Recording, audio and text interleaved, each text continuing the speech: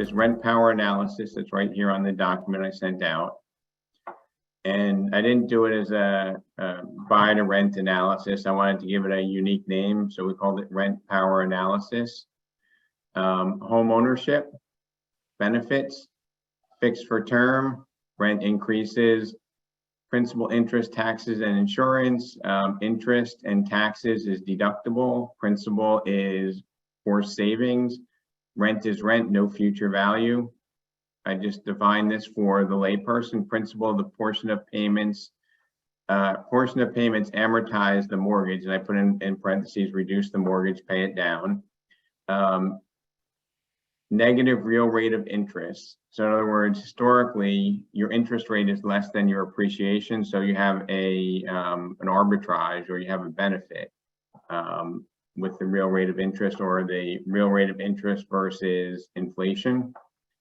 Taxes are tax deductible. Insurance, homeowners and mortgage insurance, some may be tax deductible. Consult your accountant. Taxes are included in the rent, are not tax deductible for the tenant. They are for the landlord. Tenants should also have renter's policy, which does not include it in the rent payment, adding to the cost. So if you're a tenant and somebody breaks in, steals something, there's a water leak and it ruins your stuff, you don't have coverage unless you buy a separate policy. While mortgages are typically fixed, sometimes discounted in initial periods, rents historically go up a minimum of 2%, and most recently in excess of 10%. And on the homeownership side, we have the step-up mortgage with temporary buy-down, which I think Bruce talked about a little bit. I apologize, they changed the meter pan here and our power went down right as we were starting. Upfront costs, down payment is equity. When you rent, you have to put up a deposit that doesn't gain anything for you. It's just basically an arrangement so that you behave well while you're in the house. Median duration of home ownership is 13 years. 1 in 3 renters move every year, costing approximately $4,500 per move, or $18,000 over 13 years. Now, the $4,500 is not just the moving truck. It's, you know, people will, you know, spruce up the house they move into a little bit when they go there. And there are other things that are included in that cost of move. So home ownership in essence saves you $18,000 over the average 13-year tenure. And I've even quoted a source there. Wealth building is huge and significant. Real estate is a hedge against inflation. Rent is subject to inflation with higher rent increases, and we've been seeing that. Real estate's a leveraged return where you can put 5 to 20% down and get 100% of the appreciation, providing an average return on deposit of over 20%. I'm going to show that to you in charts. And retiring homeowners get the majority of their wealth from their home. Okay, renters, when you live in a house for a long time, your improvements become the property of the landlord. I think I don't have it here. Let's see. I have to put this in. Maybe I have it here. So when people retire, 39% of their wealth is locked up in their home, and they have 32% in their retirement investments. I'm going to repeat that. Retirees in this country, and this is from the US Census, have 32% of their wealth in their retirement account and 39% in their home. Think about that. And when you're putting money away for retirement, that's above and beyond like that rent-own comparison, right? So I think that's really huge.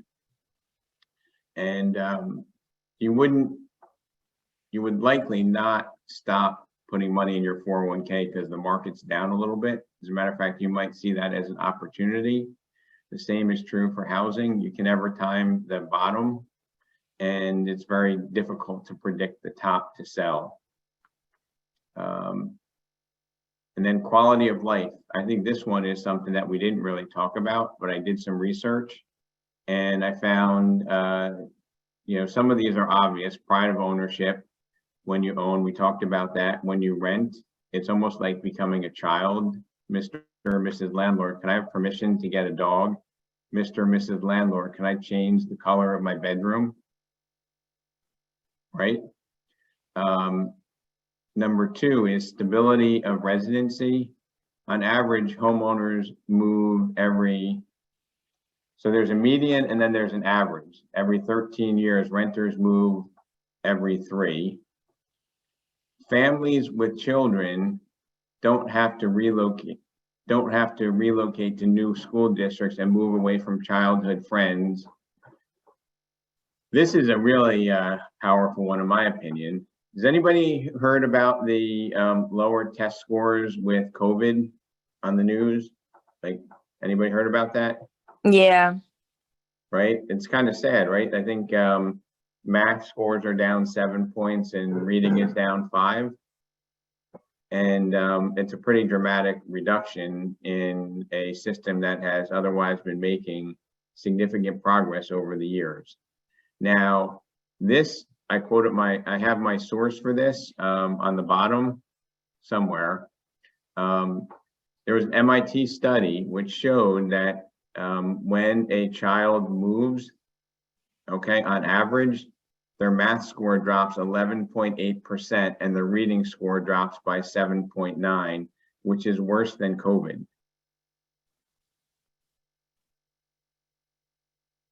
I'm going to repeat that.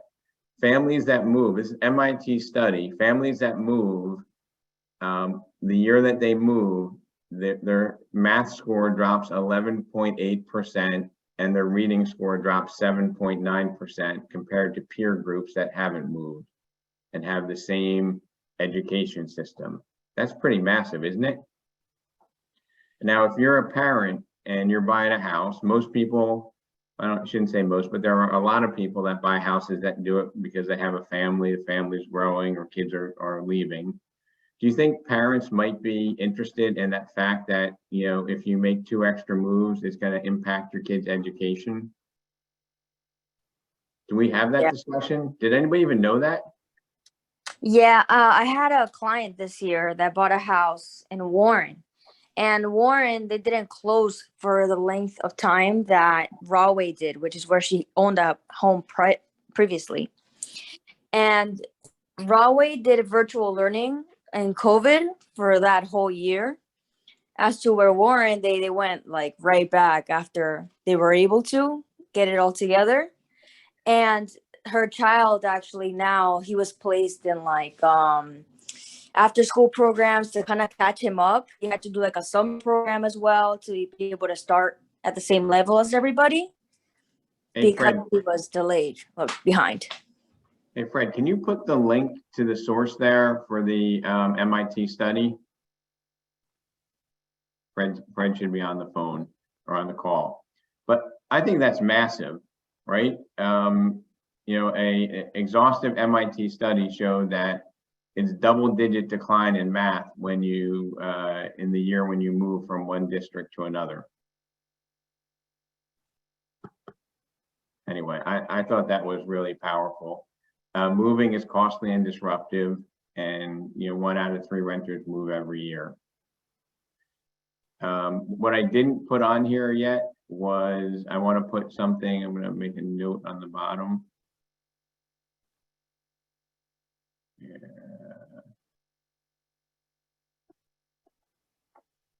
And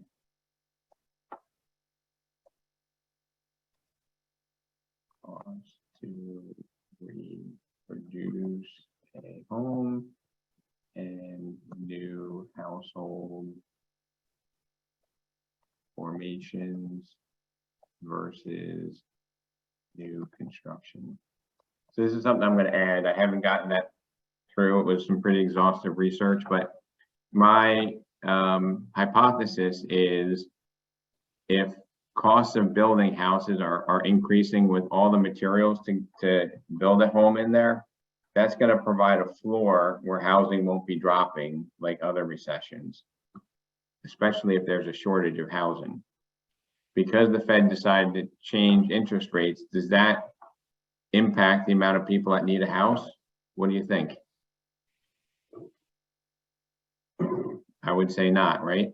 And if it costs more to add new homes into the supply chain, that's going to mean that other alternatives become more attractive, and there's going to be less pressure for homes to go down. That, in addition to the fact that the population is growing much faster than new housing formation, so that will be added to this.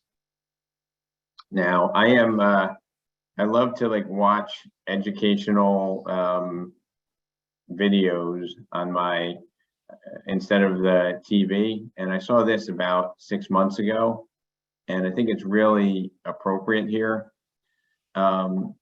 This man, John Paulson, and I have just a brief clip here.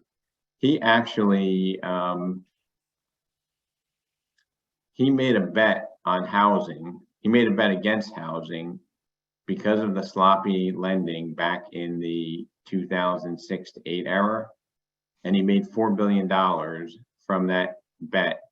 And that is, if you Google the greatest trade of all times, this is probably going to be the one that comes up. So I think he's qualified as an expert professional investor. He had an interview with David Rubenstein, who is the CEO, co-founder of the Carlyle Group, a very significant wealthy individual. And David Rubenstein asked him a question because he's such a good investor. And he goes, what advice would you give to someone who has $100,000 to invest? And this stock guy, Dave, was probably expecting cryptocurrency or, do some sort of a option hedge. And he said the best investment for an individual is to buy their own home or apartment. If you have 100,000, put 10 down, get a $900,000 mortgage. If there's 20% appreciation, a $100,000 investment would give you a 200% return, meaning you put up 100,000, you have 200 of appreciation. After a year, you have 300,000. Don't think that's sustainable, but what if over time your appreciation was 10%, right? Is that's pretty darn good, right? 10% or even 5% over 20% down gives you 5x. That's 25% return on your investment. I'm going to reshare this, and I'm going to play the video. It's less than a minute, and I would encourage you to watch it a couple of times. Share sound.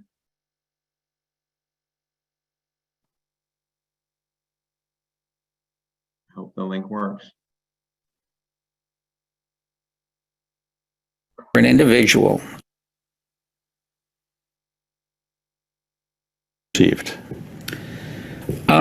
I think the best thing is to invest in areas that you know well, that, you can be lucky. Anyone could be lucky in a particular investment, but that's not a long-term strategy. If you invest in areas that you don't know, ultimately you're not going to do well. So the most important thing is to invest in areas, to concentrate on particular areas that you know better than other people in that area, and that's what gives you an advantage to succeed in investing.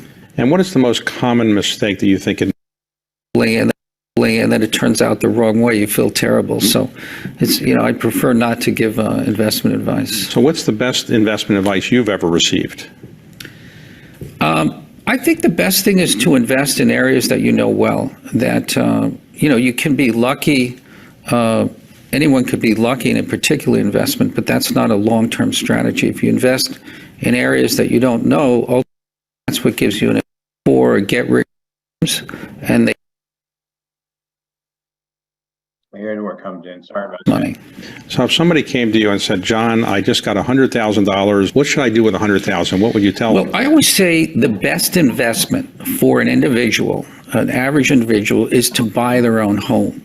So if you took that 100,000, put 10% down, get a 900,000 mortgage or whatever, you can buy a home for $1 million.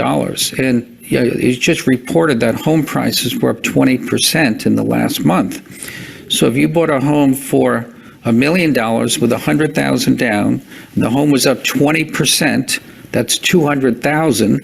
On 100,000 investment, you'd be up 200%. And over time, essentially, that's what's going to happen. The longer you wait, the more the house is going to appreciate and the greater return you'll have on your equity investment. So I think the single best investment for anyone with that type of money would be to buy their own house or apartment.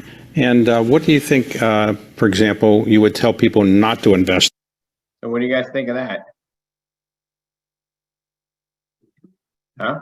The truth. Yeah, it's pretty good. Right? And over time, I have the chart there with the actual numbers that I went and I calculated.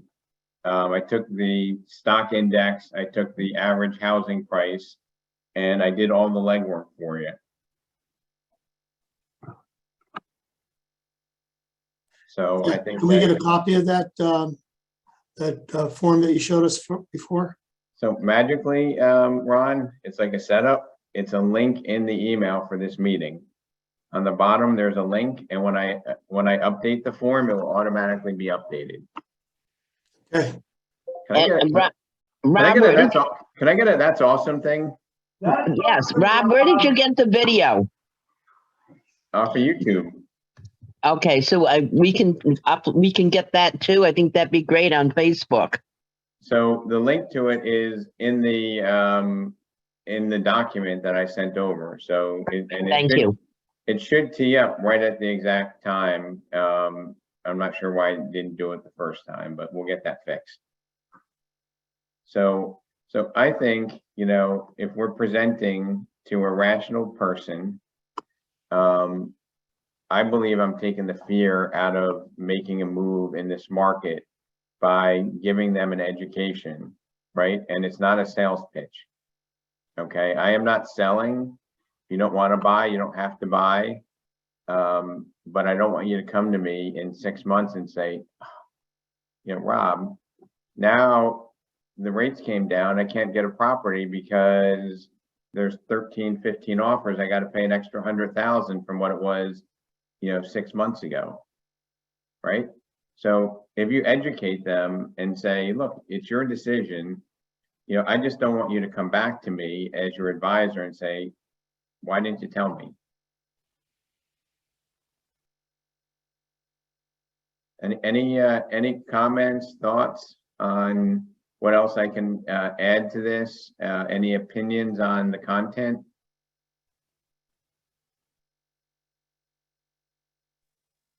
I think it's perfect, but I do think that when we explain it to people, we should tell them that we're doing this and educating them so that later on they don't say, you didn't tell me about this.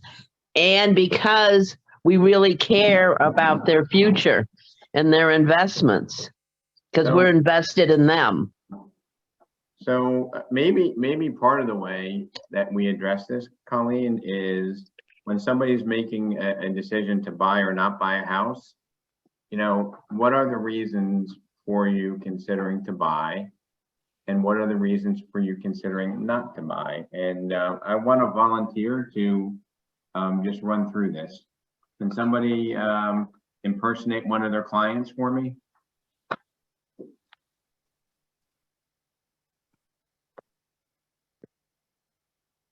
So sure, I'll do it. Okay, John Marie. So you're sitting across from a client and I'm saying, so John Marie, I understand that you're concerned that rates have gone up and your payment's going to be slightly higher. But can you tell me, what are your thoughts in favor of buying a house? And what are your reservations that would keep you from taking action and making offers?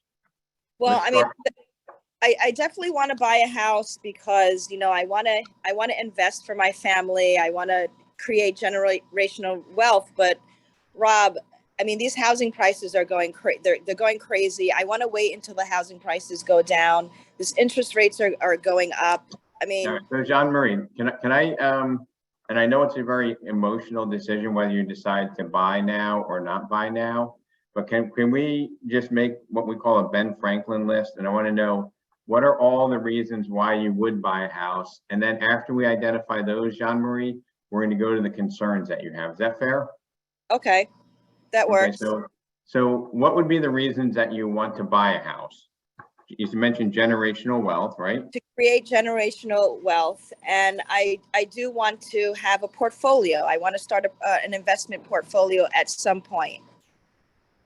Okay. And yeah, will you be living? You'll be living in the house, right? Yeah, I'll be living in the house. So would the houses that we're looking at be better than where you are now renting? Well, yes and no. Yes and no. Okay, tell me. Pretty good, town right now. So it would be great for me to buy a house for my grandchild, so she can continue to go to school in this school district. Buy a house for grandchild, okay. And your grandchild goes to school in what town? South Brunswick? Okay, and that's where you want to buy? Yes, Fantastic. I bet you it's important to you to have your grandchild have consistency in a good school district, right? absolutely. And how long have you been in the rental now? About 2 years. 2 years. Have they raised your rent? Actually, they did. This year they raised the rent by $50. Okay. That's not too bad. You got lucky. Yeah. Other than having a place for your grandchild to go and to build generational wealth, what other reasons would you be looking to buy a house? I mean, I want to build equity. I want to be able to, like I said, just take that money out and to be able to buy other homes, and just being a good model for my grandkids and for my kids. So you want to set an example for the younger generation. Absolutely. And did you review how a payment would impact you on your taxes versus renting? Are you familiar with that? Yeah, and that's actually, now that you're bringing that up, that's a very good point. Because of the money that I make, I need to buy something because I'm going to be hit hard next year. Now, Jean Marie, how much do you earn a year as an employee? Over 100,000. Okay, and how much do you think you take home after taxes? Maybe 80. 80? Maybe. Probably less. Let's just say 75 is probably more reasonable. But I'm going to ask you, Jean Marie, to calculate what your net pay is for the year. Is that a fair assessment? Mm-hmm.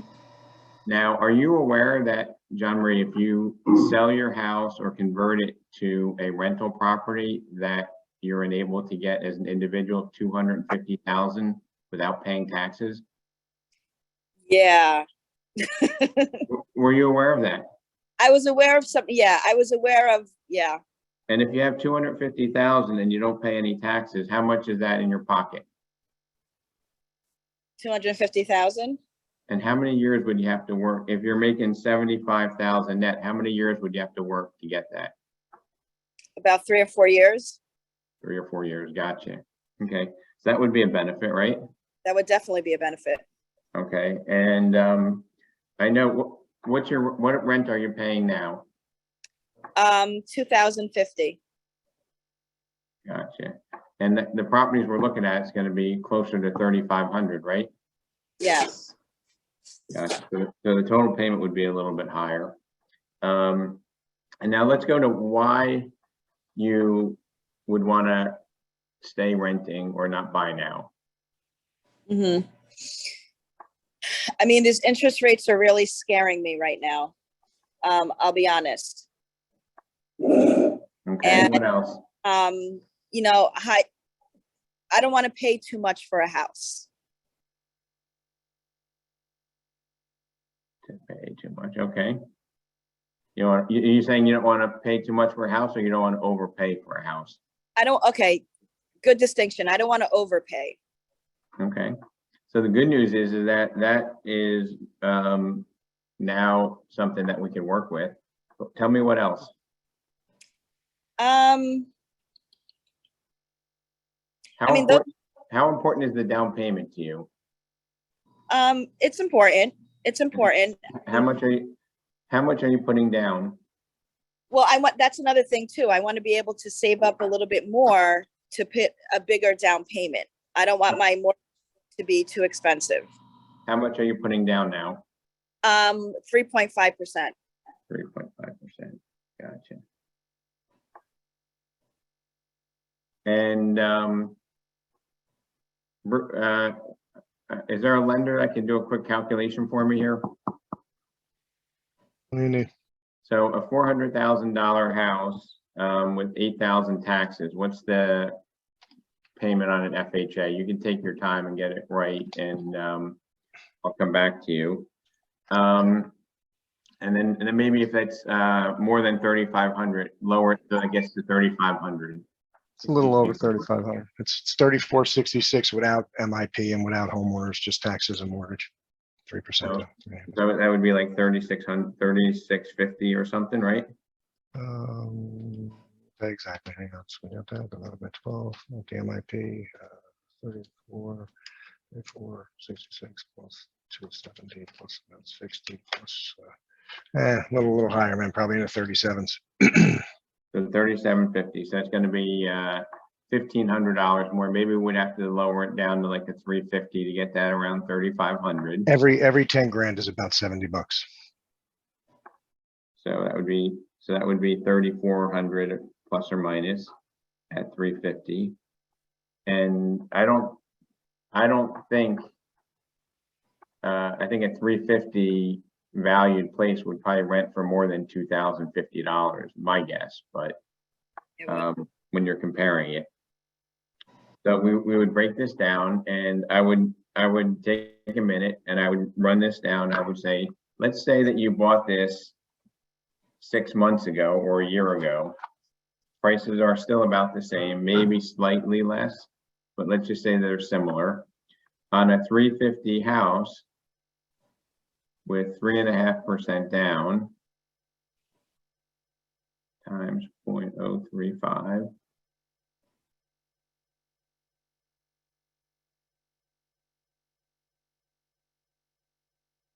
That's $12,250 down.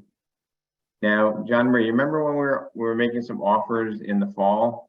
You know, one of the things we talked about is how much of the appraisal were you willing to waive? And we were doing $10,000 to $15,000 of an appraisal waiver and still not getting them accepted. You remember that? I remember.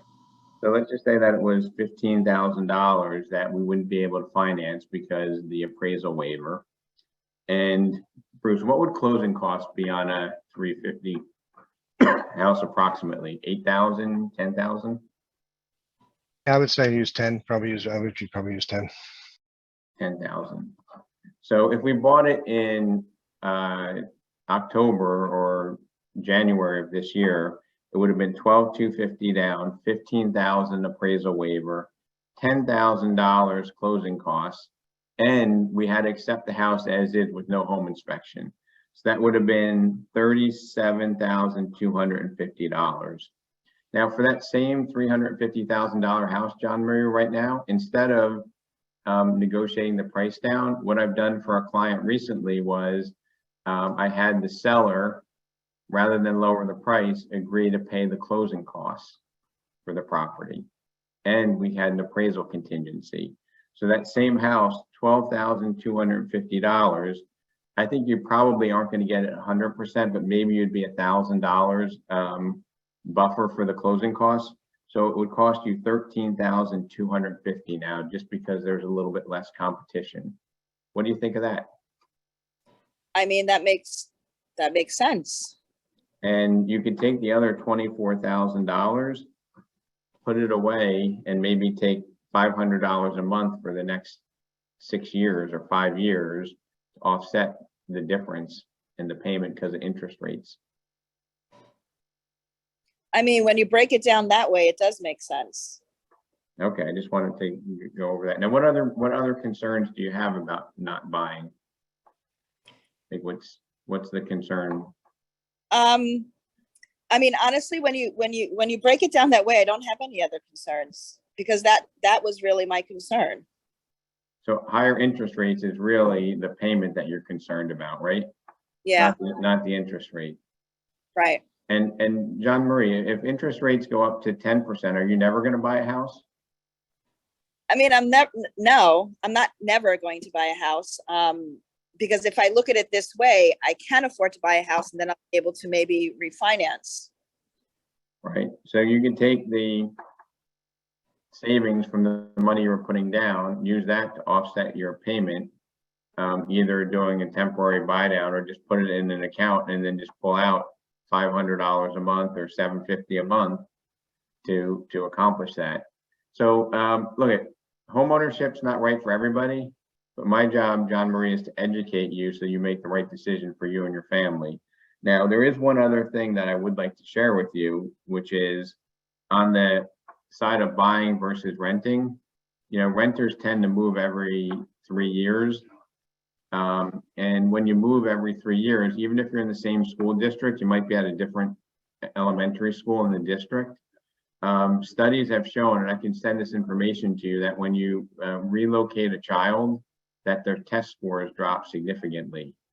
So, I mean, I would say that that's a value, because I know how important it is for you to have the right environment for your child and grandchild. Would you be interested in that? I definitely will. And honestly, Rob, when I heard that, it makes sense, because in our school, taking us out of this situation for 2 seconds, we have so many transient children that come into this school, and our test scores have been getting low, and we're in a very good district in Edison. So that really honestly makes sense. So John Marie is a soon-to-be retiring teacher, and she gives us credible information there. But and I'm sure that I've missed a lot here, but what do you think of that discussion and the way of approaching it? I think Rob, that was excellent. what you said, and this really rang home for me. It's not the higher interest rates that is really concerning us, is the higher payment. And that's a big distinction. That's huge. And when you break it down that way, it's really not about necessarily the interest rate. It's the payment that we're so concerned with. Right. And if I got you in the door of a house where you had the ability to do a full home inspection, had a full appraisal contingency, seller paid your closing costs, and you had 24,000 less down, would you be okay offsetting a higher payment for a short period of time? I would. And if that's the scenario, and if rates happen to drop, what are we going to do? Refinance.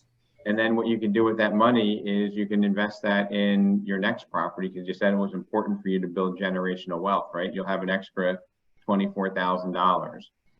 Right. So Makes sense. who's available to show John Marie some homes this weekend? So Rob, all this is incredible. And but I think we're also needing to address the emotional part of this. And once we explain the financial part of it, part of purchasing a house is for it to be a home, to set roots for your family. That's a big part. You can't set roots in an apartment, because you're either going to get kicked out, or you have to move out, or what have you. Isn't part of purchasing a home is to make it a home and set roots? I mean, I think that is going to be something significant on the in favor of side, right? Mm-hmm. But I just want to ask you, Maria, how many of your agents do you think have had a conversation like this with their skittish buyers? No one. You No said one. confidently no one. Yeah. And you have a talented bunch of agents that yesterday came in for a presentation on was doing an open house. Open houses. Yeah. Okay, so you have growth-minded agents, and you believe nobody's done a conversation like this. No, and actually, it's funny you're bringing that up. Yesterday with one of the agents that did stay behind, it was something, she does a lot of rentals, and I sat her down and actually had this conversation. Say, did you ever sit down with them? And even the short-term rental people who come down to the shore, why? I mean, when you have the same client come down year after year, spending 20, 30, $40,000 just for a summer rental, why aren't they buying their own place? I mean, You know, so do you believe, Maria, that there's still a shortage in housing? Because we go back a year ago, it was insanity by you, right? no, we have plenty of inventory. Well, but there's still a shortage of houses that buyers have retracted because of fear, right? They still need homes, right? Absolutely. And I think the biggest problem is, and it's a candid conversation I've been having with agents, they need to learn how to negotiate those properties that have been sitting on the market and negotiate it well with the listing agent, and then they'll be able to purchase a home. We have plenty of inventory that's just sitting. And Maria, I think that you can't skip step one and go to step two, Mm-hmm. right? Because you talked to me about an agent had 2 deals fall apart. Yep. On a property, a very nice home. Mhm. My belief is that when these properties fall apart is because we don't have a solid foundation to build our transaction on. And if you don't anchor it with these facts, and everybody's facts are going to be different. And in this environment, I want everybody to recognize some will, some won't, so what, right? And the more you try to sell somebody, what happens when you try to sell somebody? Do they come closer or do they move away? They move away. It's like a They move silent away. hand is pushing them away, right? Absolutely. If you're sitting there asking questions, saying, look, my job is not to sell you. To be honest with you, we have a lot of buyers over the past year and a half that haven't found anything. My mission, Maria, is to educate you and help you make the right decision for you and your family. And I think that's where the problem lies. I believe a good majority of our wonderful, hardworking agents do not know how to educate their clients.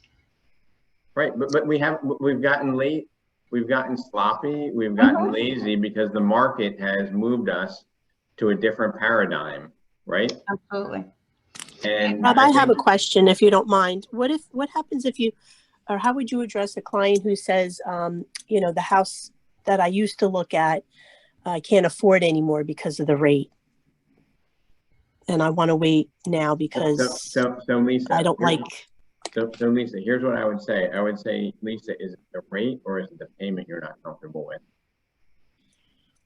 Well, I have a client that says that they were looking at housing that were in the 700s, and finding a house for them was hard because they were very particular. Now they're looking at houses even less because of, they don't qualify anymore for those homes. Can I address that? Yeah. So here's my thing. Again, it goes back to the inventory that's been sitting for 60, 70, 80, even 90 days now that are priced in the 7s, Lisa, that should be in the 6s. So maybe it's going to the MLS, looking at all those properties that are in the 7s, mid 7s, see how many days they've been on the market. And those are the properties that need a price reduction. And that's what you need to negotiate. That's what I've been doing. I've been sending them that, and they're like, oh no, the price is too high.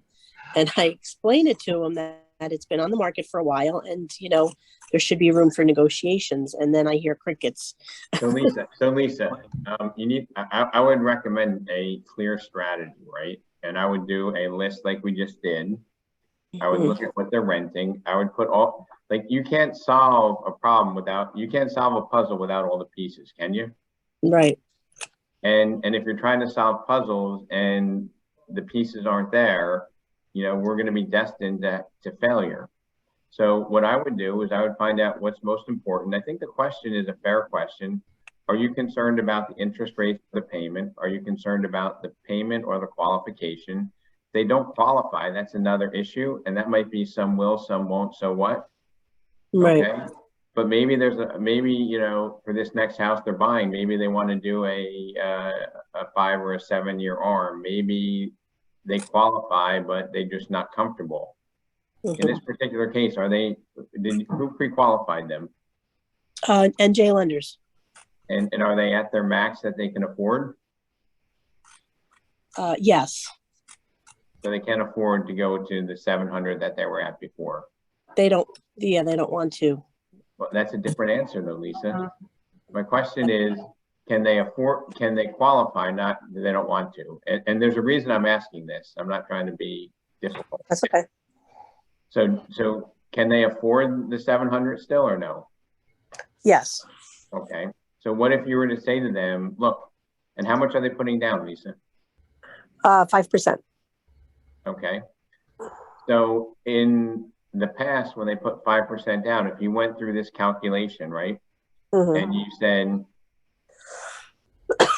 two different things that they can do. One is that they could put down 10%, the PMI would be less. Okay, that might offset a big part of the difference. The seller can pay the closing costs and they can put 10% down instead of 5. They don't have to pay over the appraised value. When you made offers or discussed properties, were they aware of 9 months ago? The second question is, you like the house? How much of the appraisal are you willing to waive? Did you have that discussion with them? No, because I got them right afterwards. Oh, you got them right. So if you explain to them, if you bought this house 9 months ago, here's how the business was. Whereas as is, most sellers wouldn't take a home inspection contingency. And you had to agree in advance how much of the appraisal you would eat if it underappraised. Which if you're putting 5% down, if it appraises for $20,000 less, that's a significant amount of money, especially relative to your down payment, right? Right. So I would say you need to have this discussion.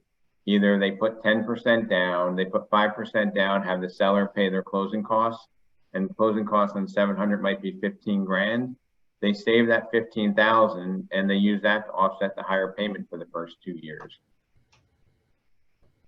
And if they don't like that, some will, some won't, so what? But I'll tell you what, if you meet 100 agents, I'll bet you 99 of them or 100 of them are not having that conversation. Would you agree? Yeah. So we need to learn how to do that math, and I can help you through the first 1 or 2, or your lender. Are you work with Caitlin?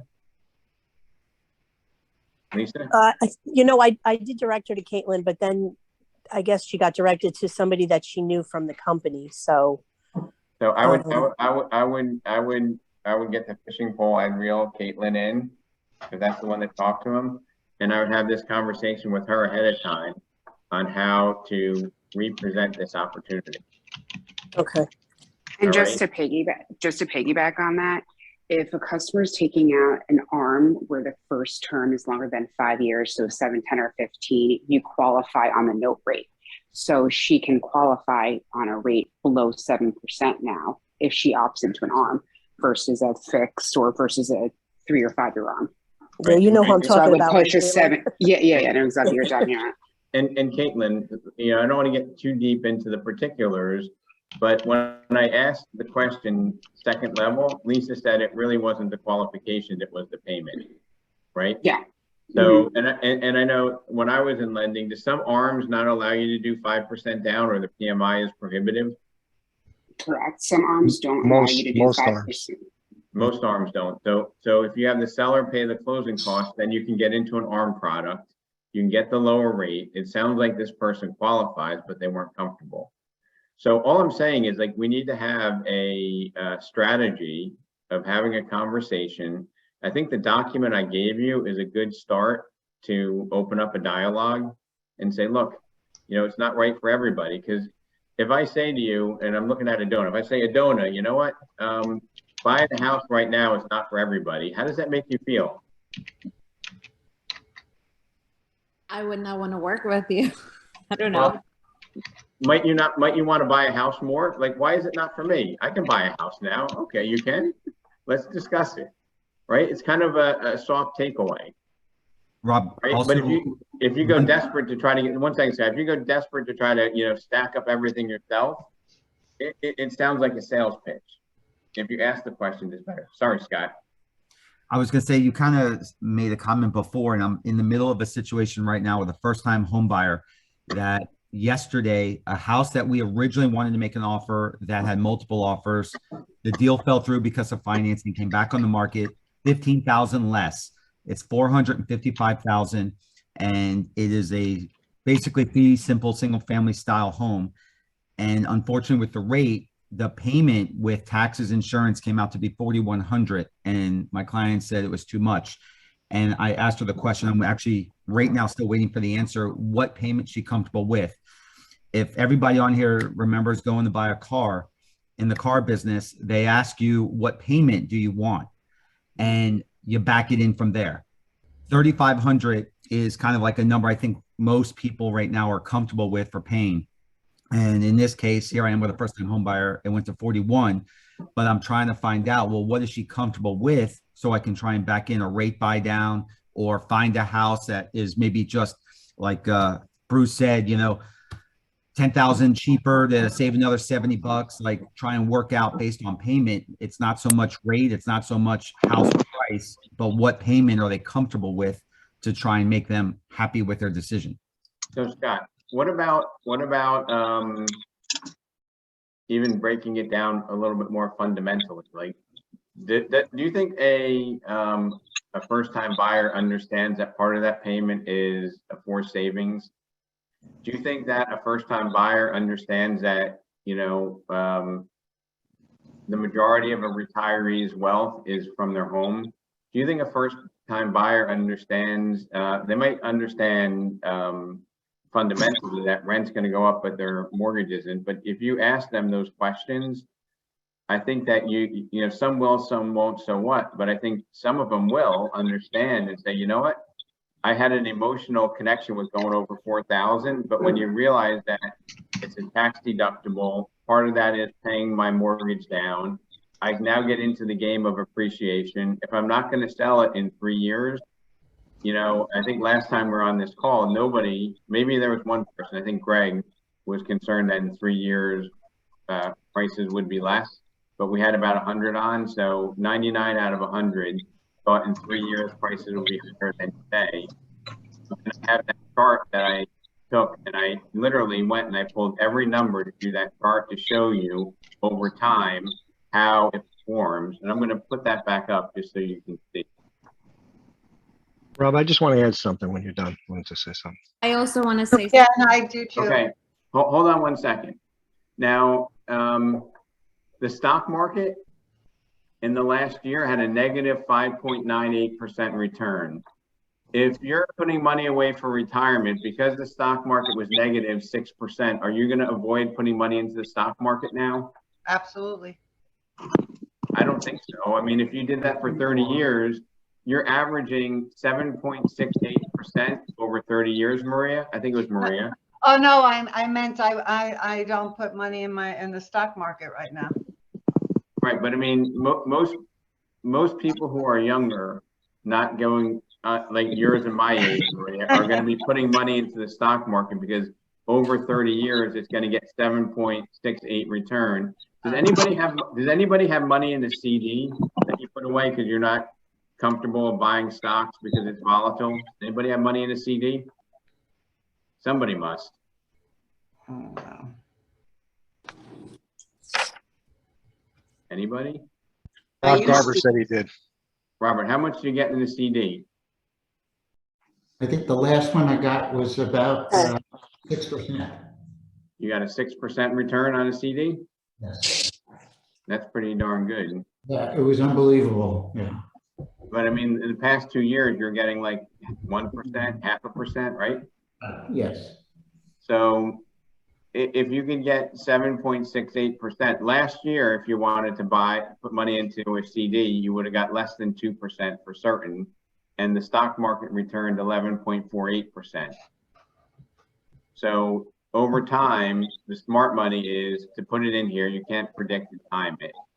For housing, over time, you're going to get a very healthy return.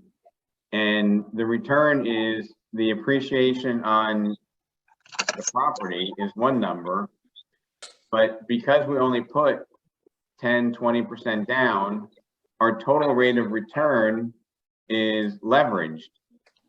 Okay, that's what the gentleman on the video said. I would put down 10%. When the home goes up 20%, I get a 200% return. Okay, so somebody putting down 20%, okay, with the historical appreciation that we had the past 2 years was 59 and 55%. Over 10 years, it was 17.52%. Over 30 years, it was 10.09. And the reason why that return goes down is because your equity builds, right? You have less leverage over time. It's not because the investment is less significant. And this stuff matters, in my opinion. Okay. And I think most people are afraid of payments, not interest rates, but they're disguised as interest rate conversations. Rob, I put something in the chat for everyone, and I got it off of, Bruce's new website with Supreme Lending, and it's a calculator, which is awesome. It's home rent versus buy, and you can put in all different kinds of scenarios. It's amazing. Yep. And Maria, if you send this out to somebody, they probably won't use it. If you walk them through it, that's what you have to do. Yeah, right. And the agents need to know how to use it. And maybe Bruce, you can help us out with it, because it makes a lot of sense.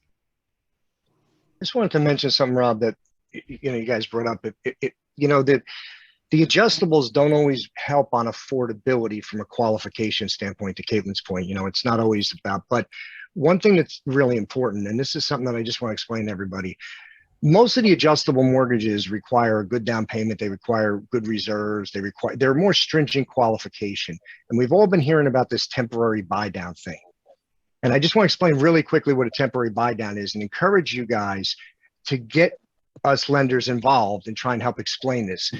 When people pay points on a mortgage, we all know what points are, right? You pay 1% of the loan amount to drop the rate over the term of the loans. Call it the whole 30 years, right? You pay a point. Well, you could pay 3 points, you can pay whatever you want.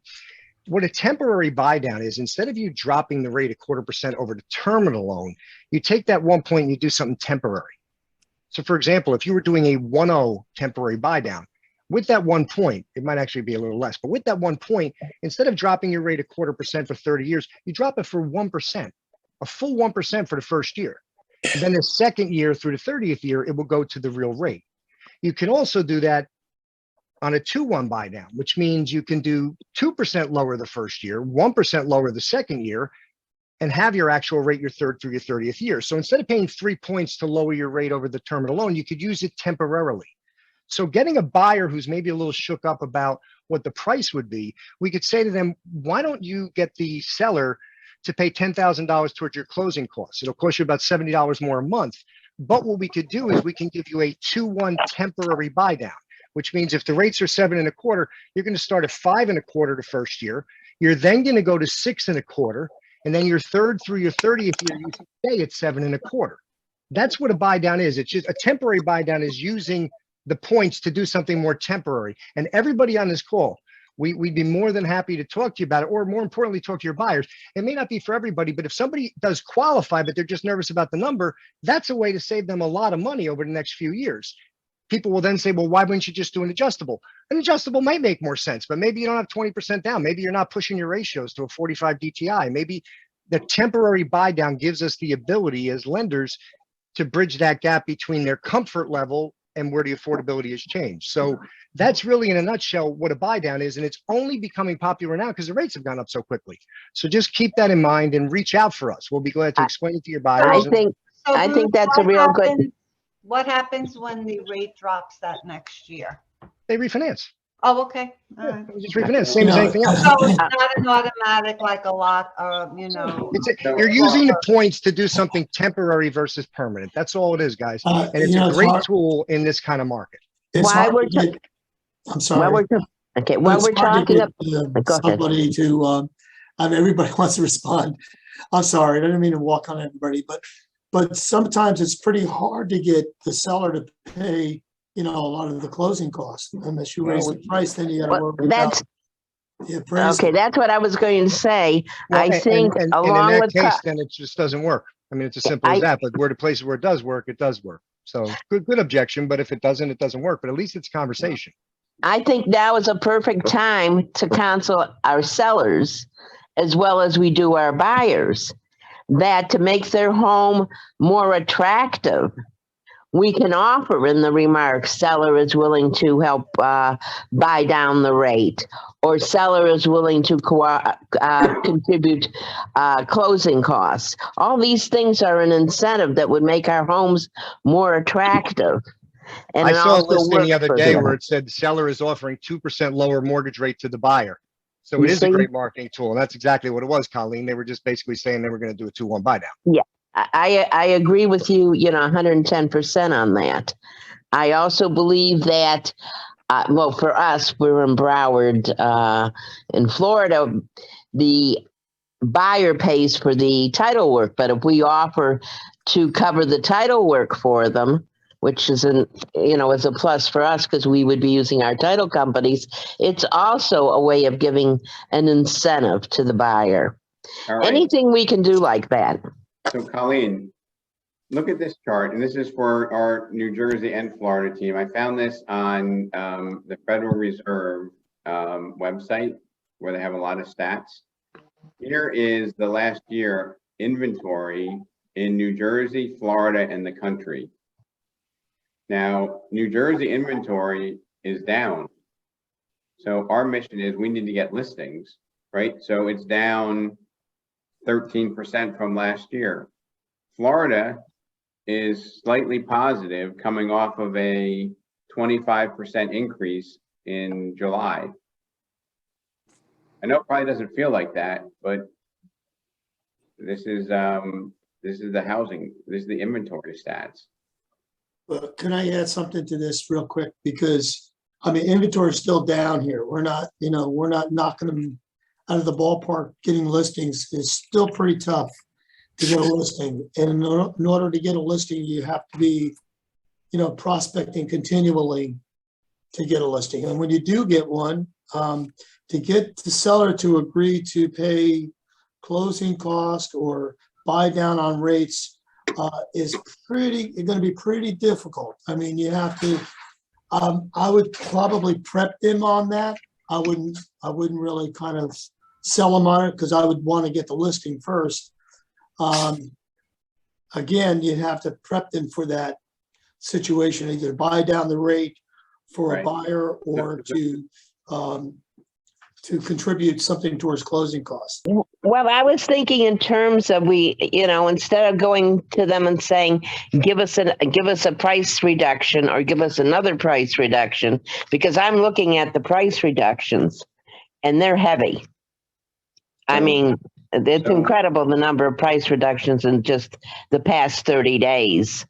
Yeah, but then you got to worry about appraisals. So when you start inflating the price, or when you start getting Ron, we're kind of going off target here for just a moment. But what I want to conclude this with, and I'll stay on a few minutes longer because it seems like everybody is engaged and passionate about this. What I want to say is walking around the office, talking to my fellow broker owners, looking at the publicly available data from our public competitors, numbers are down, folks. And it's a choice whether we pivot and give our clients the opportunity to make a different decision, or are we going to let the media and the overall marketplace eliminate people? Okay, this is a choice we have. And there's no perfect solution. Ron, we can, you, me, Colleen, we can debate it for hours. Okay, but the facts are there's a lot more price reductions now than there were, Ron. So if you have a buyer, you can find a seller that's willing to not require an appraisal gap. Has anybody had to deal with a appraisal gap in an offer in the past week? Didn't think so. Has anybody? In fact, it's a great time for seller pay closing costs because the data of the higher prices are still there. That'll change in 6-8 months, but they're still there at the moment. Right. So, Ron, it's not an absolute. What we need to do is when I look around here, I see the numbers of new pending deals are down. I see the sentiment of buyers do a complete 180 where everybody was so excited they had to buy a house to now, you know what, Lisa, I don't really feel like buying because I think the market's going to go down and the interest rates, and all of a sudden they manufactured all these excuses why they don't want to do it. Okay. And if you expect everybody to flip when you have these conversations, don't even try. Okay. Because it's not right for them. Legitimately, this is not the right time for them to buy. But I would say it's like the tip of the iceberg, right? There's the tip of the iceberg. It's not right for them to buy, but everybody under the water, it's right for them to buy if they just understood. Okay. If they understood that there was an alternative way that they can afford what they wanted, right? They understood the benefit of buying a house. If they understood over time, it almost inevitably is going to increase, right? I mean, if houses don't increase in the next 10 years, I mean, we got bigger problems, right? If home prices don't go up in 10 years, we have big issues. But you still have a house. Right. Oh, yeah. So James said, even if it doesn't, you still have a house. But I mean, like the likelihood of that not happening based upon history is very low. Okay. And I would say that the logical person that's 30 years from retirement is not going to find a better strategy putting it into CDs and bonds. Okay.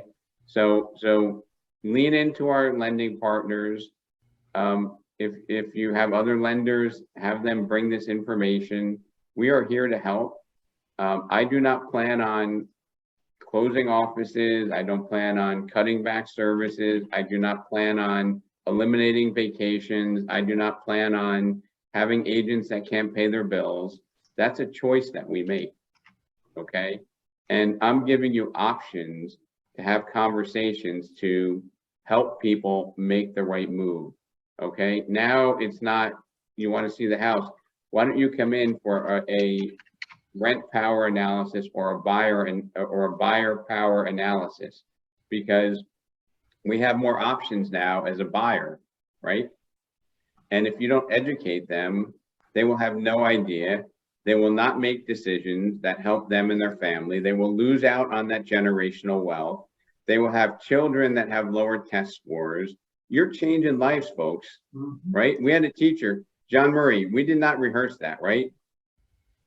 We totally didn't. That was like news to me. Right, but it totally makes sense. But you haven't thought about that, right? You've never had that conversation with the buyer, have you? Not at all, no. I'll bet you do now. Yes. There's data behind it, and we have a teacher on this phone call, on this Zoom meeting, saying that I see it before me every day. Okay, we need to have these clues. We need to get creative. Instead of paying closing costs, let's pull that money aside. Let's use that to offset the higher payment. Let's use that money to have the seller pay for a buy down. Let's try all these things instead of walking around with a long face, feeling like it's the end of the world in real estate for a while. Okay, so I hope that you feel my passion. I hope that I've made an impact. I hope that that document that's attached to the email, that you save that and that you use it to have conversations with clients and stop trying to sell them. Okay. And when I mentioned to Adona, this might not be the right time for you, but I'd like to have you come in and do a buyer power analysis or a rent power analysis so that you can see what your options are in this changing environment. I think 1 out of 3, 2 out of 3, maybe 4 out of 3 people will take you up on that, because I do not think our competition is doing that. So I challenge you all to, if your attitude is down, it's contagious. If your attitude is up, it's contagious. I challenge you all to take this information, study it, learn it, talk to your lenders, because I know most of us are the emotional side, but this is a lot about math. This is a lot about affordability. And I would think most of us, when we bought our first house, we probably stretched a little bit uncomfortably. We didn't know if it was the right decision. but 5 years later, 10 years later, we're like high-fiving saying like, this is the best deal we made. Okay, so I'm going to leave it with that. I'm going to say that there is so much content here. I'm going to lean into our lenders to be the first the first resource for you to go over it. Feel free to take the document, review it with your lenders, customize it to your clients. Do not sell them. Have a conversation. You know, it's called the Ben Franklin list, pluses and minuses, right? Identify differences between interest rates and payments, right? And I think we're gonna be thriving, not just surviving in this market, because we're doing what others aren't. So I'm here for you. I thank you for staying overtime. We went 19 minutes over and we have over 60 people on. So have a great weekend.